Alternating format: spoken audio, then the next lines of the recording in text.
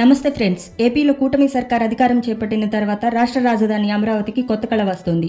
ముఖ్యంగా గతంలో టీడీపీ ప్రభుత్వ హయాంలో రాజధాని ప్రాంతంలో పాగా వేసేందుకు వచ్చిన సంస్థలన్నీ ఆ తర్వాత వైసీపీ ప్రభుత్వ 3 రాజధానుల ప్లాన్తో వెనక్కి వెళ్లిపోయాయి. ఇప్పుడు తిరిగి మళ్లీ అమరావతి బాట పడుతున్నాయి. కేంద్రంలో ఎన్డీఏ సర్కార్కు టీడీపీ కీలకంగా మారిన నేపథ్యంలో చంద్రబాబు ప్రతిపాదనలకు ఆగమేఘాల మీద ప్రధాని మోదీ ఆమోదం తెలుపుతున్నారు. గతంలో టీడీపీ అధికారంలో ఉండగా అమరావతి రాజధానిలో తమ కార్యాలయం ఏర్పాటు చేసేందుకు కేంద్ర ప్రభుత్వ సంస్థ జూలాజికల్ సర్వే ఆఫ్ ఇండియా ముందుకొచ్చింది. దీంతో అమరావతిలో ఈ సంస్థ కోసం అప్పటి టీడీపీ సర్కార్ 2 ఎకరాల స్థలం కూడా నామమాత్రపు ధరకు లీజుకిచ్చింది. అయితే ప్రభుత్వం మారి వైసీపీ అధికారంలోకి రాగానే కేంద్రం ఈ ప్రతిపాదనను వెనక్కి తీసుకుని మౌనంగా ఉండిపోయింది. ఇప్పుడు కూటమి సర్కార్ రాకతో మళ్లీ ఈ సంస్థతో సిఆర్డీఏ జరిపిన సంప్రదింపులు ఫలించాయి.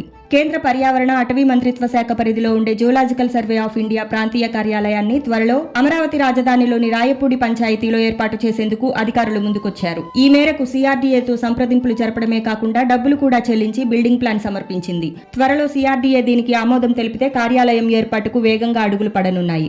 ఇప్పటికే రాష్ట్ర ప్రభుత్వం పర్యావరణంపై ప్రత్యేక శ్రద్ధ పెడుతున్న నేపథ్యంలో వివిధ జంతు జాతుల మనుగడపై అధ్యయనాలు చేసే జూలాజికల్ సర్వే ఆఫ్ ఇండియా కార్యాలయం రాక శుభసూచకం కానుంది.